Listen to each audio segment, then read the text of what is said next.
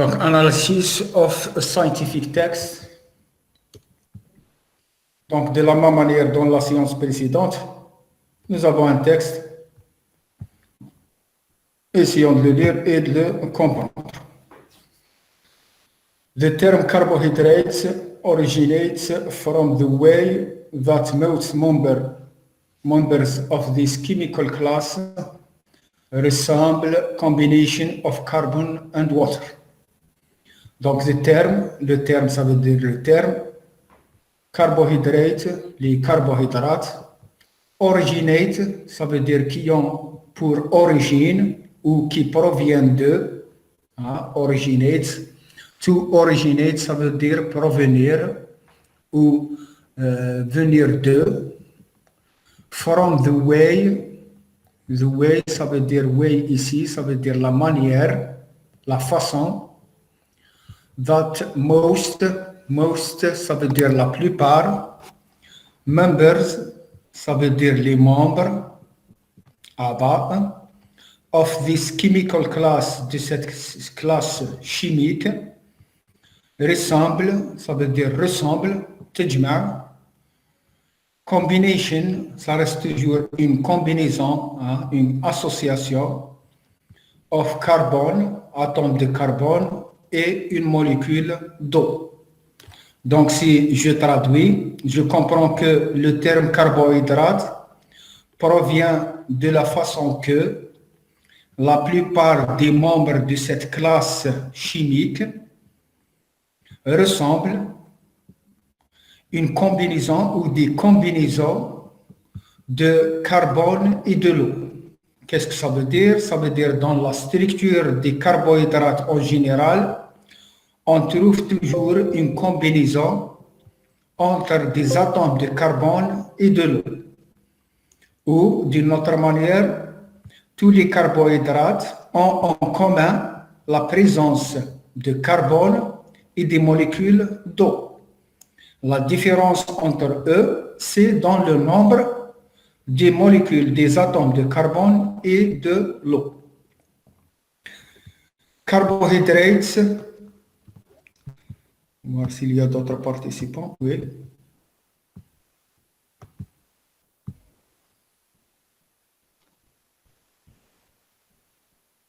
Voilà. Donc, je préfère attendre un petit peu, puisqu'il y a d'autres qui rejoignent le cours. Donc, je répète. Donc, the term carbohydrates originates from the way that most members of this chemical class resemble a combination of carbon and water. Donc, on a dit que le terme carbohydrate originate, ça veut dire provient de, il a pour origine la façon que la plupart des membres de cette classe chimique ressemblent à une combinaison d'un atome de carbone et d'eau. C'est-à-dire que les membres de cette classe chimique ont en commun la présence du carbone et une molécule d'eau. La différence entre eux se trouve au niveau du nombre de ces atomes de carbone et de la molécule d'eau. Voyons voir. Donc, continuons.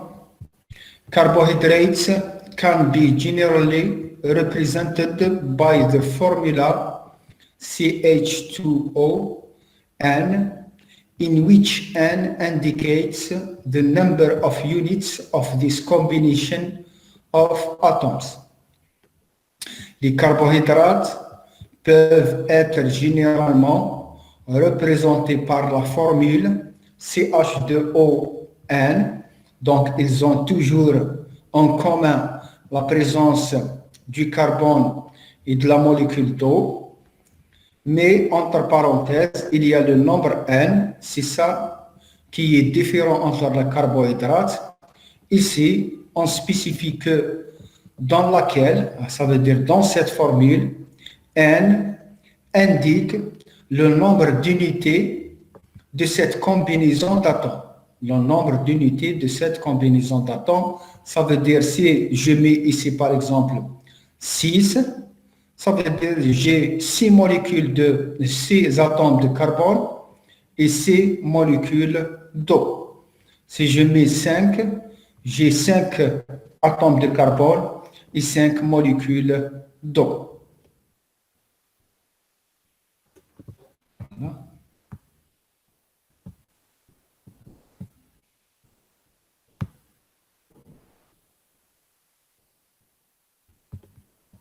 Donc, continuons.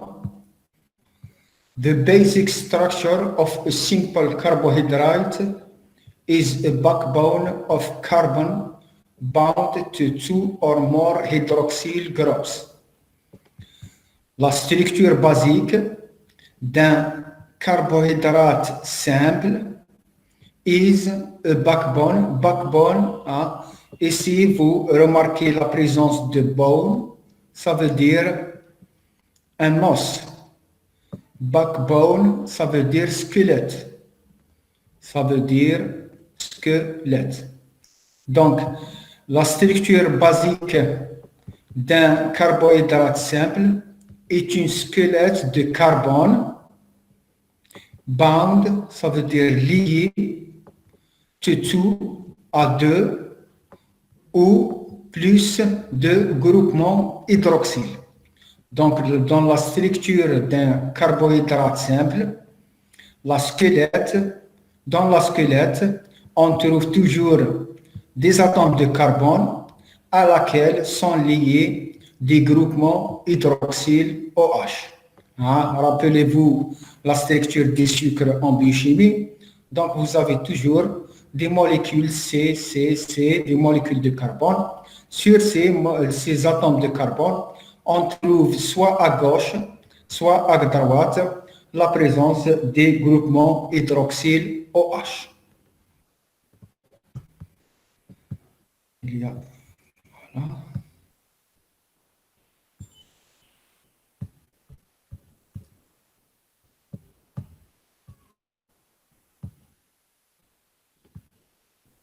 Continuons. Because they also have either an aldehyde or ketone group, parce que ils ont également either, lorsque vous trouvez either, ça veut dire soit. Vous avez ici deux choix. Lorsque vous trouvez either, vous allez trouver toujours suivi, either est suivi par or. Donc, ces deux mots toujours se suivent. Ici, either, ça veut dire soit un aldéhyde, un groupement aldéhyde. Le groupement aldéhyde, ça veut dire CHO. Soit on trouve un groupement kétone, un groupement cétone. Cétone, ça veut dire C double liaison O. Donc, puisqu'ils ont également soit un groupement aldéhyde ou un groupement cétone, they are often designated as polyhydroxyaldehydes or ketones. Elles sont souvent, often, ça veut dire souvent, désignées comme des polyhydroxyaldéhydes ou des polyhydroxyketones.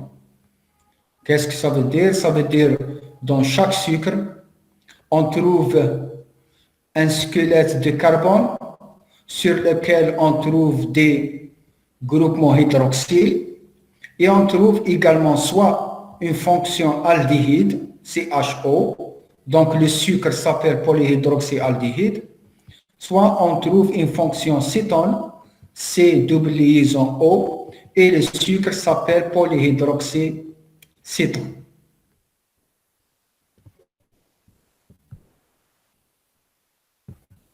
Continuons.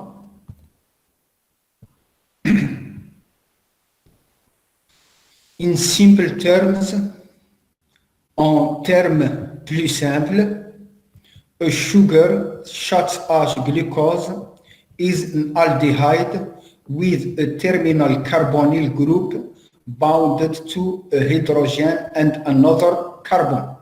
Ici, il nous explique la fonction aldéhyde. Il nous dit que, en termes plus simples, un sucre tel que le glucose est un aldéhyde avec un groupement carbonyl terminal. Groupement carbonyl, ça veut dire C double liaison O. Et lié, ce groupement carbonyl est lié à un hydrogène.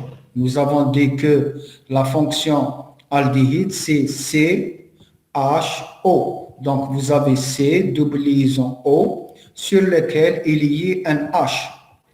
Et ce groupement aldéhyde est lié à un autre atome de carbone. Il est lié à un autre atome de carbone. Donc, on trouve dans le sucre un COH.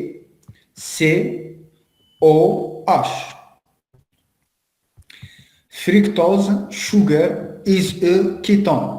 Le sucre fructose, c'est une cétone with a carbonyl group, avec un groupement carbonyl, C double liaison O. Ce groupement carbonyl est lié entre deux carbones. Rappelez-vous la structure des cétones. On trouve un COC.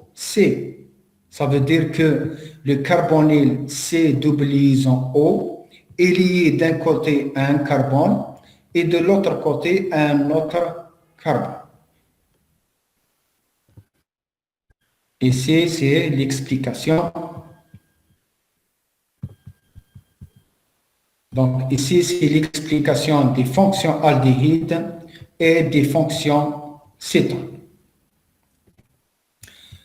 Carbohydrates exist in a great variety of configuration.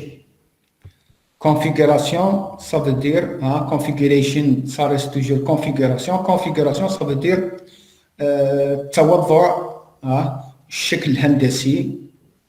Donc, توضع في الفضاء. Donc, les carbohydrates existent dans une grande variété de configurations. أشكال. The common term sugar, le terme commun sucre, entre parenthèses saccharide. Donc, sucre, c'est le terme en français commun, mais saccharide, c'est le terme scientifique. Donc, le terme commun sucre, saccharide, réfère, ça veut dire fait référence à, ou يدل. Ici, réfère, on peut dire يدل, refer to a simple carbohydrate such as monosaccharide and disaccharide. Donc, lorsqu'on attend le terme sucre ou saccharide, ceci veut dire qu'on parle d'un simple carbohydrate tel que les monosaccharides et les disaccharides that has a sweet taste. Sweet, ça veut dire sucré, حلو, et taste, ça veut dire le goût.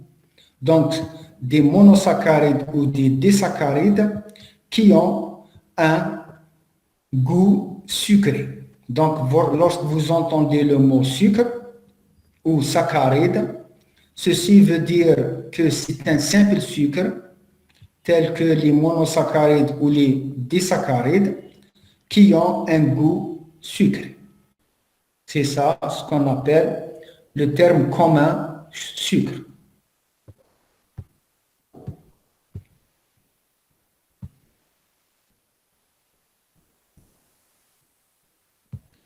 Donc, continuons.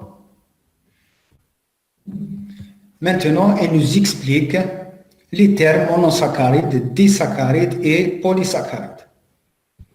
A monosaccharide is a simple polyhydroxyaldehyde or ketone.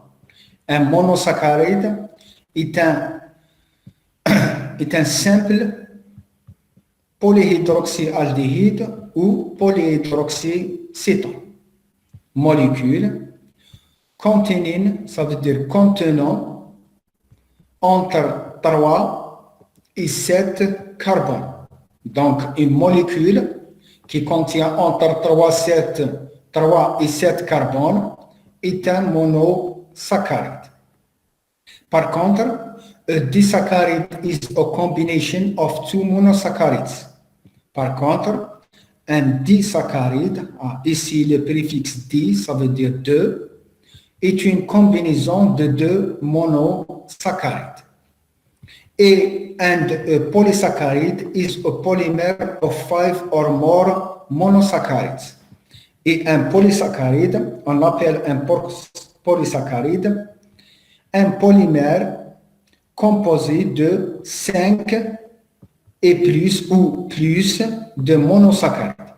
Lorsqu'on a un nombre de 5 monosaccharides ou plus, donc le sucre s'appelle polysaccharide. Ces monosaccharides bound in linear or branched chain pattern. Ces monosaccharides dans un polysaccharide sont liés entre elles, soit de façon linéaire, soit de façon branchée. Ça veut dire, en plus de la chaîne principale, vous avez des branches. Pattern ici, ça veut dire un plan, dans des plans. Vous avez le premier plan, soit une chaîne linéaire, soit le deuxième plan, une chaîne branchée. Donc, une chaîne qui a des branches. Donc, ici, vous avez 3 classes de sucre. Vous avez soit un monosaccharide qui contient entre 3 et 7 carbones. Vous avez un disaccharide qui contient 2 monosaccharides. Et vous avez un polysaccharide qui contient 5 ou plusieurs monosaccharides. Et ces sucres dans les polysaccharides ou les disaccharides, dans les polysaccharides, sont liés soit de façon linéaire, donc on ne trouve pas de branche, soit de façon branchée.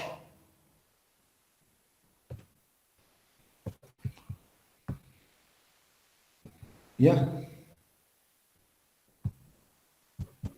Monosaccharides and disaccharides are specified by combining a prefix that describes some characteristic of the sugar with the suffix os. Donc, un monosaccharide, les monosaccharides et les disaccharides sont spécifiés par la combinaison d'un préfixe, rappelez-vous un préfixe. Donc, ce préfixe qui décrit, describe ici, ça vient du verbe to describe, ça veut dire décrire, wasf. Donc, ce préfixe, yusuf, certaines caractéristiques du sucre, plus un suffixe, os ici, ça veut dire sucre. Donc, un monosaccharide et un disaccharide, on trouve toujours, il est composé d'un préfixe dans lequel on peut décrire les caractéristiques du sucre, plus un os qui veut dire sucre.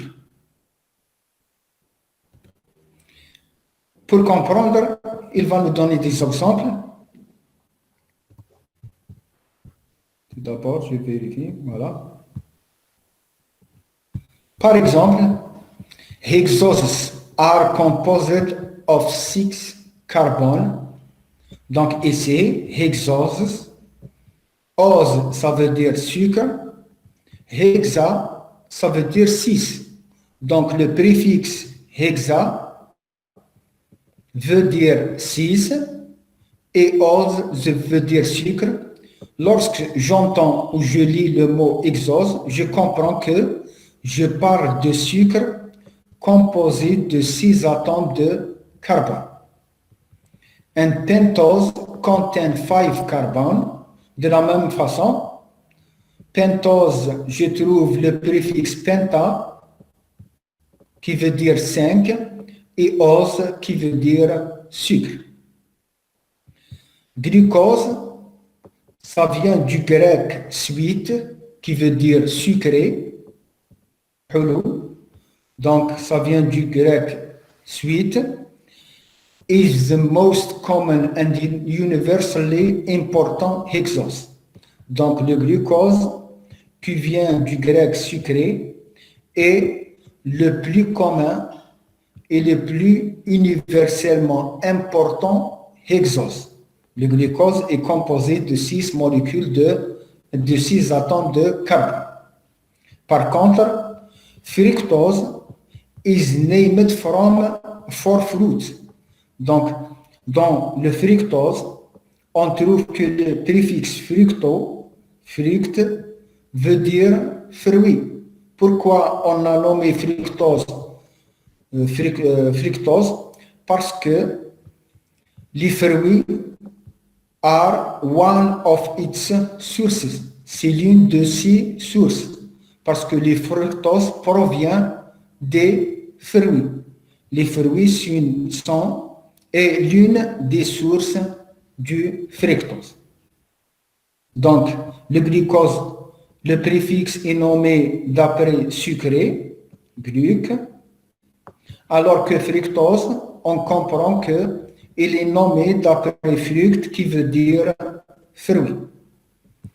Par contre, xylose et pentose, xylose c'est un pentose, ça veut dire il est composé de 5 atomes de carbone.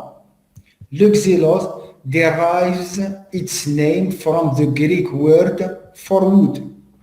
Il dérive, يشتق, son nom à partir du mot grec for wood, ça veut dire le bois. Donc ici, on comprend que lorsqu'on lit le mot d'un sucre, si on comprend la signification du préfixe, on peut trouver pourquoi on a nommé le sucre ainsi. Le glucose, on l'a nommé d'après gluc qui veut dire sucre. Le fructose, on l'a nommé fructose d'après fruct qui veut dire fruit. Et xylose se nomme ainsi parce que xyle veut dire le bois.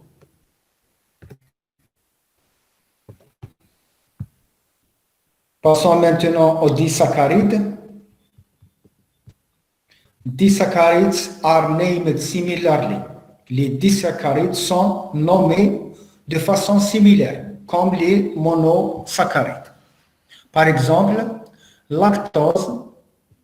Lacte, ça vient du latin qui veut dire milk ou lait. Donc, le lactose, lacte, le préfixe lacte veut dire le lait, milk, is an important component of milk. Donc, le lactose est un composant ou la composé important du lait. Le maltose means malt sugar. Le maltose means ici, ça veut dire, il a le sens ou veut dire le sucre du malt. Le malt, pour rappel, le malt c'est l'orge, c'est l'orge, lorsqu'il germe, on l'appelle malt. Donc, à partir du malt, on peut fabriquer de la bière. Donc, le maltose, malt, est nommé à partir du mot malt. Donc, on comprend que le maltose provient du malt, ou c'est un sucre du malt. Par contre, le sucrose, qui veut dire également saccharose, donc vous avez ici deux noms synonymes, sucrose ou saccharose. Le saccharose son nom vient du français sucre. Ici sugar. Donc, is a common table sugar or cane sugar. C'est le sucre commun de la table, le sucre qu'on mange, qu'on met sur la table. Lorsqu'on dit table sugar, ça veut dire le sucre qu'on mange, ou il provient également de la canne à sucre. il provient également de la canne à sucre. Donc ici, on comprend de la même manière, les disaccharides sont nommés également par des préfixes qui veulent dire quelque chose, hein, par exemple, qui ont un sens, qui nous disent quelle est l'origine du sucre ou pourquoi on a nommé le sucre ainsi. Lactose, il est nommé d'après le lait. Le maltose, il est nommé d'après le malt. Et le saccharose, il est nommé d'après le mot français sucre.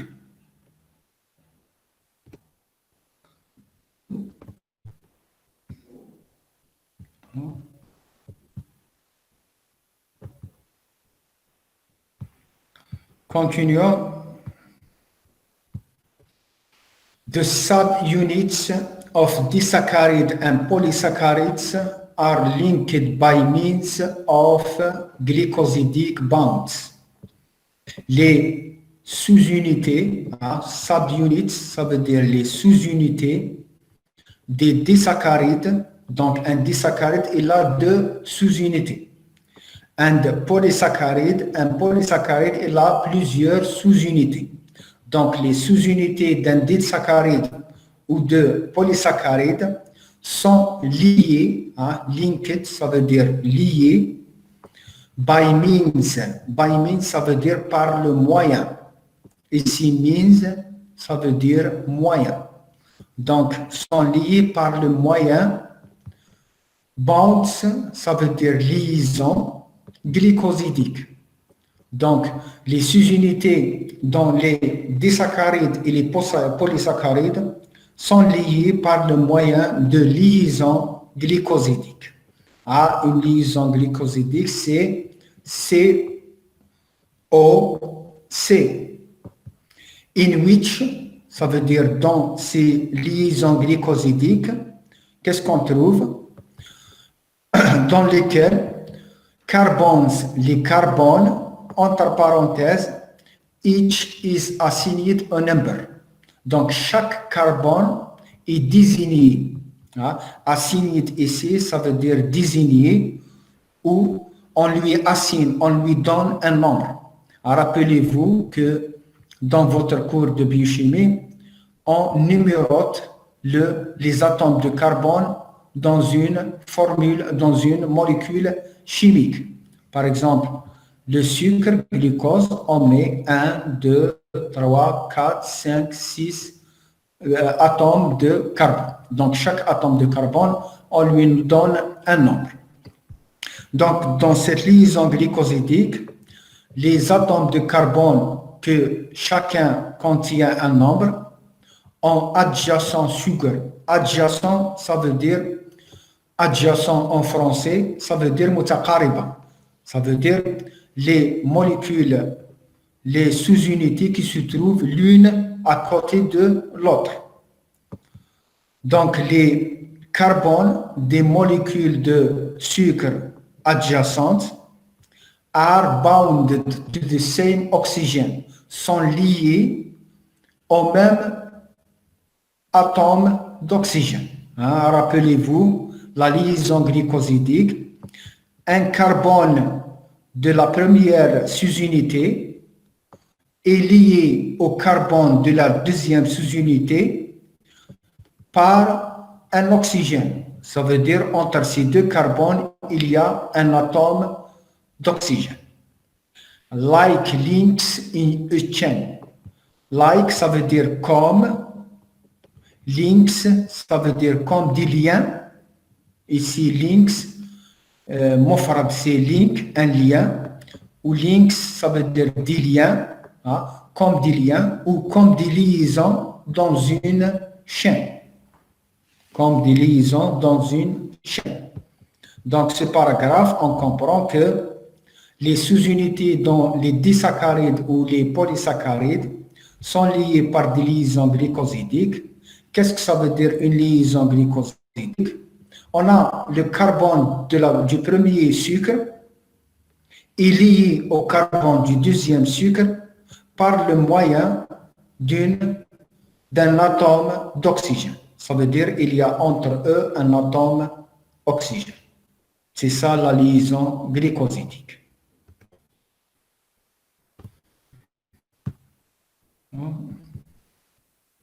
Il nous donne maintenant des exemples. Par exemple, maltose is formed when number 1 carbon on a glucose bonds to the oxygen on the number 4 carbon on a second glucose. Ici, par exemple, le maltose est composé de 2 molécules de glucose. Le carbone numéro 1 du glucose, du premier glucose, est lié au carbone numéro 4 du deuxième glucose, et entre le carbone 1 et le carbone 4 se trouve un atome d'oxygène. Passons maintenant au sucrose. Sucrose is formed when glucose and fructose bind oxygen between their number 1 and number 2 carbon. Donc, le sucrose est formé when, ça veut dire lorsque, un glucose et un fructose lient un oxygène entre le carbone numéro 1, donc le carbone numéro 1 du glucose, et le carbone numéro 2 du fructose. Donc, dans le sucrose, on trouve que le glucose, le carbone numéro 1 du glucose, est lié au carbone numéro 2 du fructose, et entre le carbone 1 et le carbone 2, on trouve un oxygène entre eux, c'est-à-dire une liaison glycosidique. Donc, de cette manière, on a terminé le texte.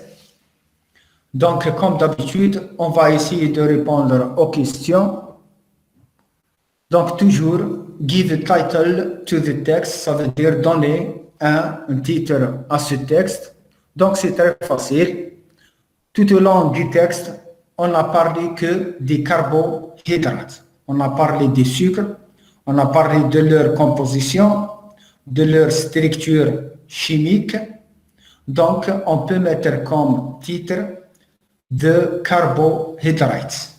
On peut mettre également comme titre the component of carbohydrates. On peut mettre comme titre structure of carbohydrates. Donc, de toute façon, mais le terme, le titre le plus approprié, c'est tout simplement carbohydrates. What are the two functional groups that characterize carbohydrates? Quels sont les deux groupements fonctionnels qui caractérisent les carbohydrates? Donc, si on revient au texte, on a parlé qu'il existe deux groupements fonctionnels. D'un côté, on a un groupement fonctionnel aldéhyde, CHO, et de l'autre côté, on a le groupement fonctionnel cétone, CO. Donc ici, on peut répondre, on dit que the two functional groups that characterize carbohydrates are aldehyde and ketone. Troisième question, what are the different classes of carbohydrates? De la même manière, on a lu qu'il existe trois classes de sucre ou de carbohydrates. La première classe est représentée par les monosaccharides. La deuxième classe est représentée par les disaccharides. Et la troisième classe est représentée par les polysaccharides. Donc, les monosaccharides sont composés d'un seul sucre qui peut être soit aldéhyde, soit kétone. Et les disaccharides sont composés de deux sucres, comme le fructose par exemple, ou le maltose. Et on a les polysaccharides sont composés de plusieurs sucres, comme par exemple la cellulose ou l'amidon.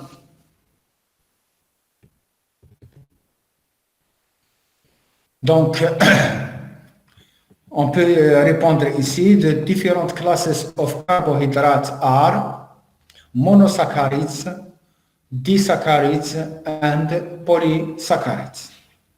Quatrième question, by which type of bond the carbohydrates are linked? Par quel type de liaison ou de lien les carbohydrates sont-ils liés?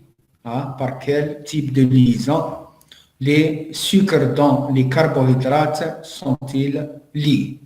Donc ici, si je reviens au texte, il me dit que les sous-unités des disaccharides et des polysaccharides are linked by means of glycosidic bonds. Donc ici, je réponds, the bond, the carbohydrates are linked by means, par le moyen of a glycosidic bond. Passons maintenant à la partie language. Give in French the translation of the following words. Donnez en français la traduction des mots suivants. Premier mot, c'est originate. Nous avons dit originate, ça veut dire qui provient de, qui a pour origine, ici originate, donc qui provient de, qui a pour origine. Backbone, on l'a traduit, ça veut dire squelette. Rappelez-vous toujours du mot bone qui veut dire os, et backbone, ça veut dire الهيكل العظمي, ça veut dire squelette. Bounded, ça veut dire lié, attaché.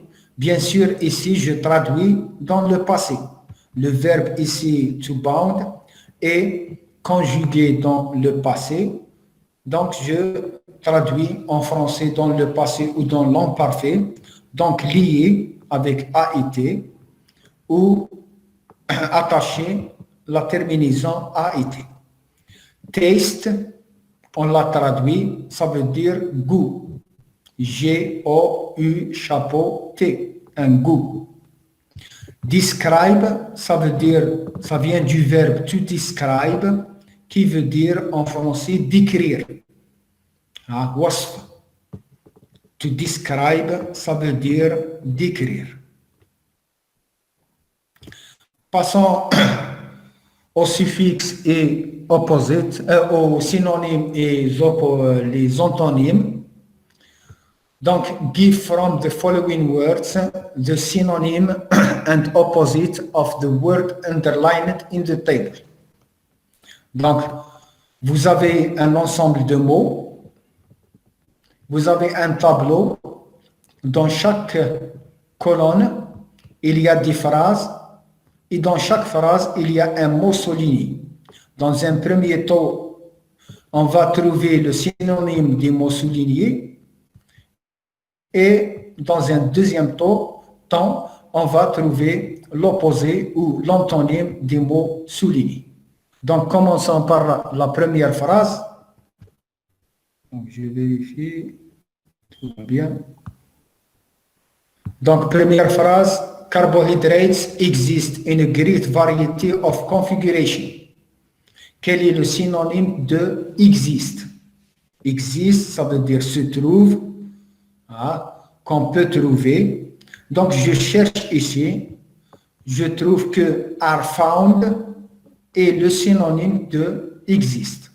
Donc, ici, pourquoi? Parce que si je change exist par are found, je maintiens toujours le même sens de la phrase. Carbohydrates are found in a great variety of configuration.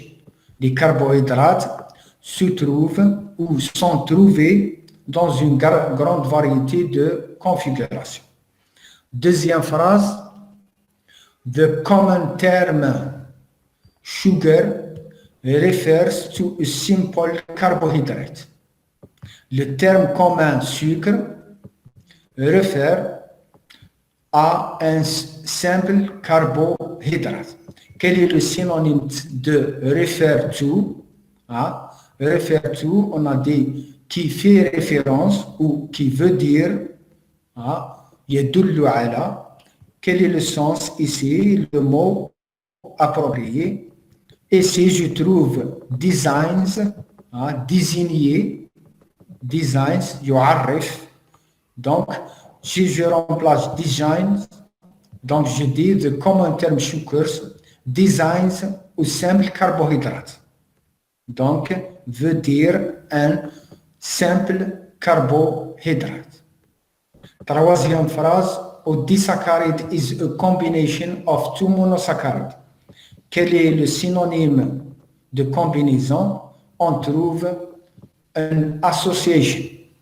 Association est le synonyme de combination. Donc, a disaccharide is an association of two monosaccharides. Polysaccharides are linked by means of glycosidic bonds. Quel est le synonyme de linked? Link, lien, liaison. Donc, le synonyme de linked, du verbe linked, c'est bounded. Bounded, parce que bounded veut dire également lié, attaché. Donc, polysaccharides are bounded by means of glycosidic bonds. Passons maintenant aux opposés ou aux antonymes.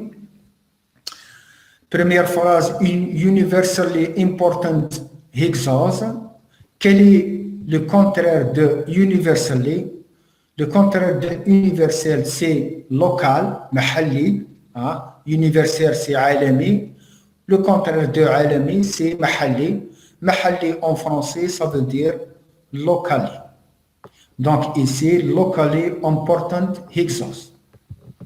Disaccharides are named similarly. Quel est le contraire de similarly? C'est differently. Similaire, ça veut dire la même chose. Differently, ça veut dire deux choses différentes. Donc, disaccharides are named differently. With a terminal carbonyl group. With a terminal, quel est le signe, l'opposé de terminal? C'est initial. Ici, c'est initial. With a initial carbonyl group. Most member of this chemical class, quel est le signe, l'opposé de most? La plupart, c'est few. Donc, few members of this chemical class. Donc, few, c'est l'opposé, c'est le contraire de most. Passons maintenant au préfixe et au suffixe. Donc, je vérifie. Donc, comme toujours, fill the table with suffix and prefix from the following words. Donc, vous allez dessiner un tableau. Dans une colonne, vous mettez les préfixes et dans l'autre, vous mettez les suffixes. Et ces préfixes et ces suffixes seront tirés à partir des mots présentés ici. Donc, premier mot, designated. Donc, designated, pour trouver le suffixe et le préfixe, je cherche toujours soit la racine d'un mot, soit, soit je trouve le mot d'origine, le mot que je connais. Ici, designated, ça vient du verbe en anglais to designate. Donc, je trouve que la terminaison ed est un suffixe. Pourquoi? Parce que nous avons dit un suffixe peut changer le temps d'un verbe.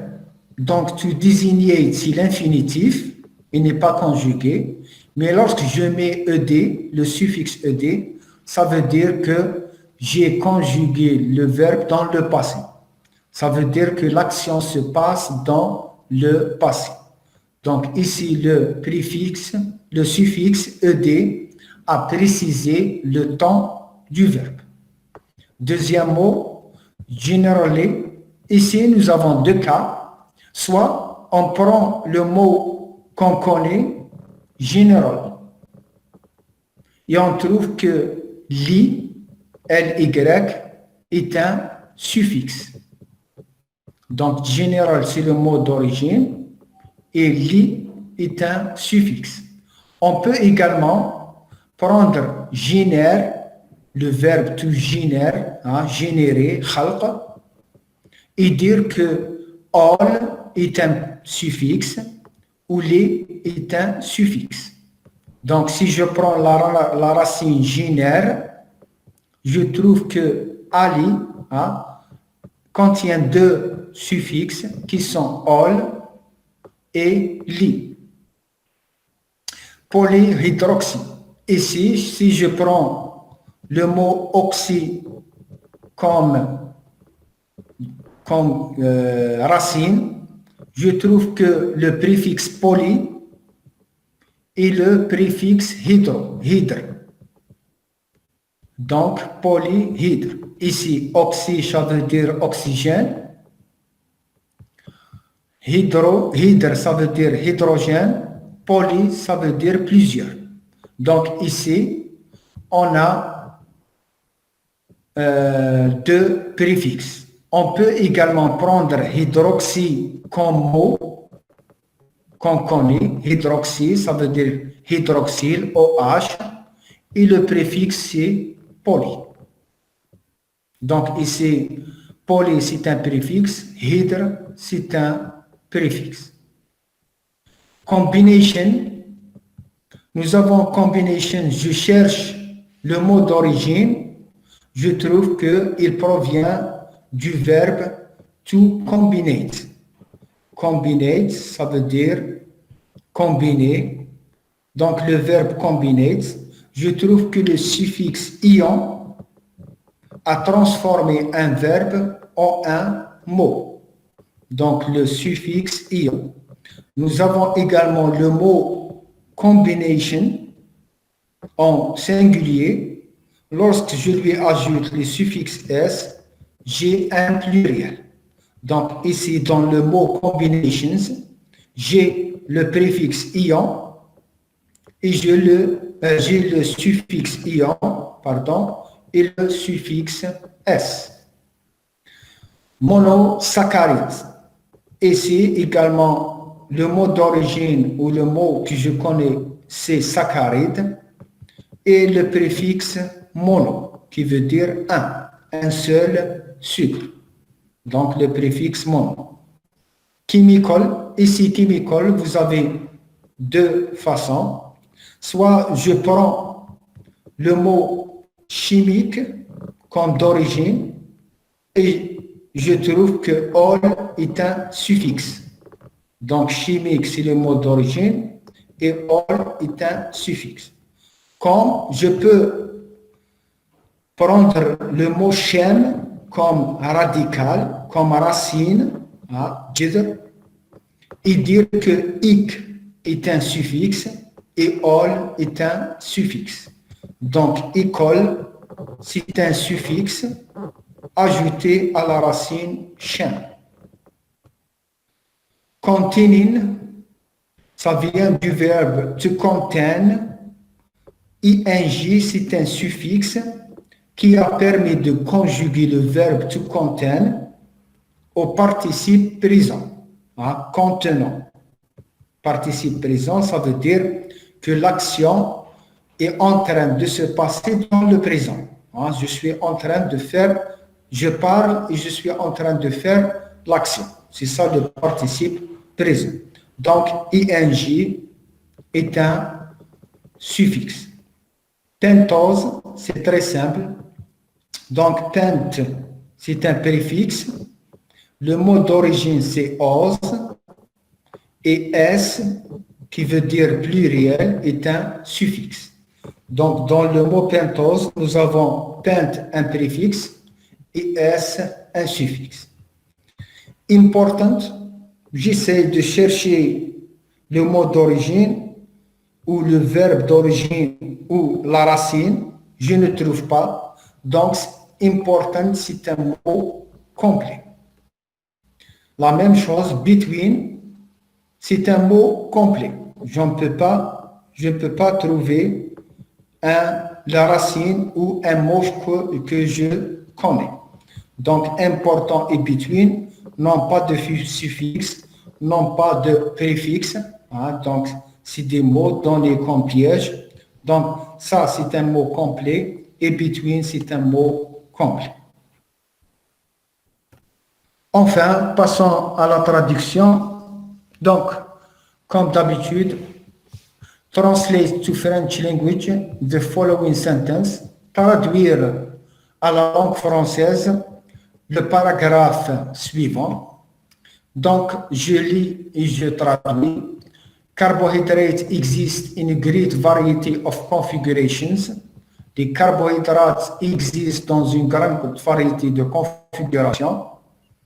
The common term sugar, le terme commun, hein, je vous ai dit la séance précédente, toujours en anglais, vous avez l'adjectif plus suivi du mot. Par contre, en français, vous avez le mot suivi de l'adjectif. En arabe également, vous avez le kalima après adna al-na'at. Na'at ou al-sifa. Adjectif, ça veut dire na'at ou sifa. Donc ici, je traduis le terme commun sucre, entre parenthèses saccharide, refers to a simple carbohydrate. Fait référence ou veut dire ou désigne un carbohydrate simple. Ici également, je commence par le mot, puis par l'adjectif.